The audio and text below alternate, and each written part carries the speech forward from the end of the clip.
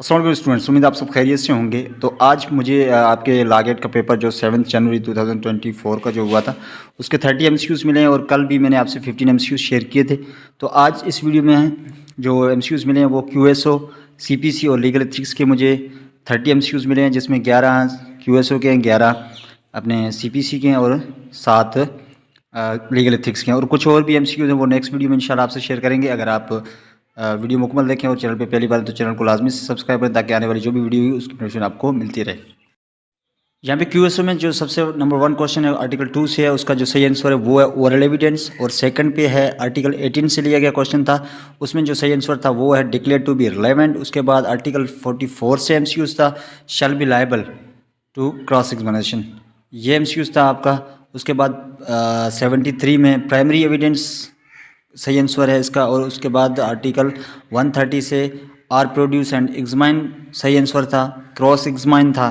तो ये सारे एमसीक्यूज मेरे सेम ही थे और इसमें बस थोड़ा बहुत डिफरेंट है जिसमें मैंने एक एक एमसीक्यू में। उसके बाद नेक्स्ट जो क्वेश्चन है हमारा उसमें है टू रिलेवेंट फैक्ट्स। उसके बाद आर्टिकल 135 से जो एमसीक्यूज लिया गया था उसमें करेक्टर इसका सही आंसर था। उसके बाद आर्टिकल 136 में जो है लीडिंग क्वेश्चन इसका सही आंसर है, receives is called a leading question. उसके बाद उसके बाद आर्टिकल 150 में से जो है इन क्रॉस एग्जामिनेशन है। उसके बाद आर्टिकल 164 से जो है उसका जो सही आंसर है वो टेक्निक्स है। ये आपके क्यूएसओ के एमसीक्यूज थे। और नेक्स्ट में अभी आपको यहाँ पे हैं सीपीसी के एमसीक्यूज जो पोर्शन है वो डिस्कस करेंगे। तो सीपीसी में जो नंबर 1 पे जो क्वेश्चन था वो डेफिनेशन क्लास में था, जो रूल्स के रिलेटेड था कि रूल्स इंक्लूड जो है ना, rule includes rules, code means rules. उसके बाद जो सेकंड का आंसर था वो भी एज पर डेफिनेशन क्लास से था और कोड 99 नंबर पे जो है जजमेंट के हवाले से, dash means the statement given by जज ग्राउंड्स ऑफ डिग्री और ऑर्डर, तो वो था जजमेंट। उसके बाद एज पर सेक्शन 12 के रिलेटेड था the cause of action in any court, cause of action in any court सही आंसर था। उसके बाद आर्टिकल सेक्शन 17 से था immovable property, wrong to immovable property. उसके बाद सेक्शन 20 से जो एमसीक्यूज था उसका जो सही आंसर था वो था कमेंसमेंट।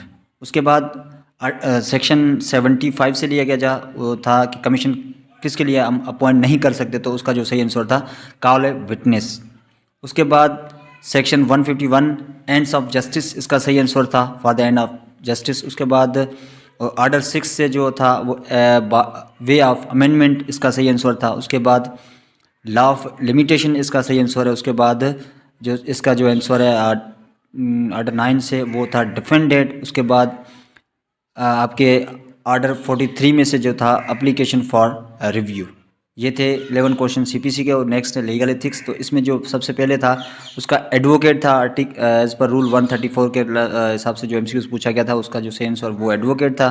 उसके बाद जो 137 से लिया गया था उसका था द एब्सेंस था। उसके बाद 148 से था वो रिप्रेजेंट। उसके बाद था 152 जो आर्टिकल था उससे हिज प्रोफेशन कैपेसिटी, ये उसका सही आंसर था। उसके बाद rule 162 of Pakistan legal practitioner and bar council rules 1973, इसका जो सही आंसर था वो था प्राइमरी।